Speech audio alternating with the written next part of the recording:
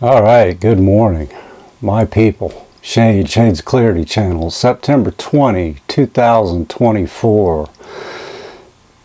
And look at this episode sponsored by Mallow Cup, the last remaining one in the universe. No.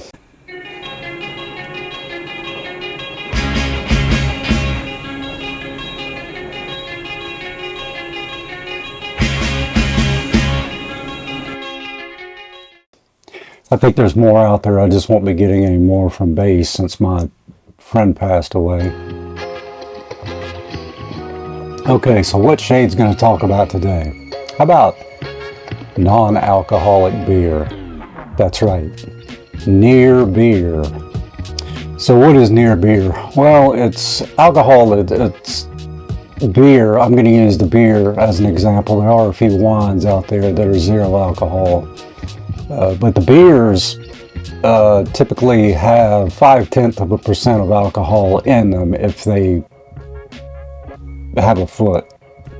So no non-alcoholic beer is completely alcohol free. So 0.5% is about 1 gram of alcohol. So you're going to have a little bit there. Of course, Busch has a non-alcoholic beer that does have 0.5%, but Budweiser has one that's 0%. There's no alcohol in it at all. Pros of it. Well, I guess it's better than drinking alcohol. If you're somebody that's struggling to try to quit down or getting away from drinking altogether, or you're a hard drinker, quote unquote, not necessarily one of the ones that likes to get blitzed every night and has lost everything and is heading towards the street and has all kinds of legal problems. Basically your definition of somebody with a severe alcohol use disorder, or AUD. I don't know why it existed when I was younger. I was like, what's the point?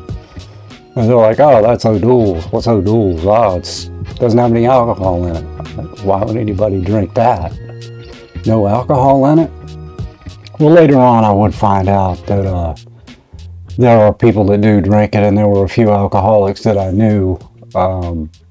Some friends of my mother, the guy that was in the Marine Corps, he drank it and didn't seem to have a problem with it. Never picked up drinking again. So it is possible to substitute this near beer for true alcohol and not have it lead you down, the primrose path to self-destruction. One disadvantage is there's a couple of disadvantages. If you're pregnant or looking to get pregnant, women, of course, are more sensitive to alcohol, and it actually can contribute to fetal alcohol syndrome. So any amount of alcohol in a woman that's looking to get pregnant or is pregnant, this stuff should be avoided. Also, anyone with compromised liver problems, like if you already have liver disease, your liver is going to have trouble metabolizing the alcohol, eventually turning it into CO2 and water and excrete it. So you're going to have a higher level of blood alcohol content. If you have a blow and go on your car, it will probably register. I've had that happen to me before, but it wasn't near beer.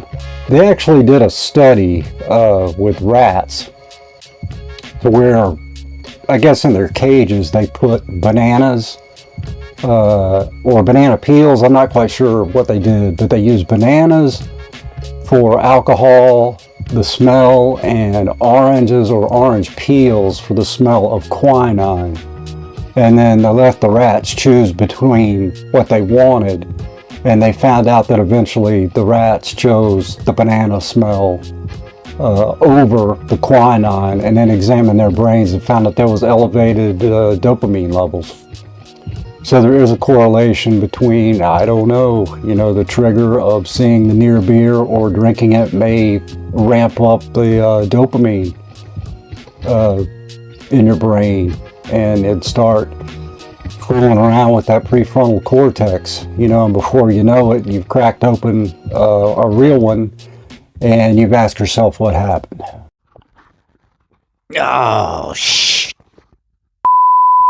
So it's probably not a good idea if you're one of us, if you're a recovering person with alcohol use disorder, or you're trying to quit. It may be good.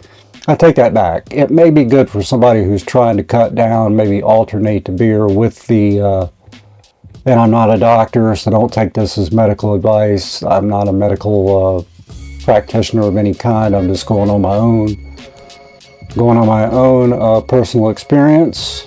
And it, overall, I don't think it's a good idea for a person that's a bona fide, dyed-in-the-wool, 100% alcoholic to fool around with whether it's O'Doul's, whether it's Busch NA, or whether it's Budweiser Zero. I just don't think it's a very good idea.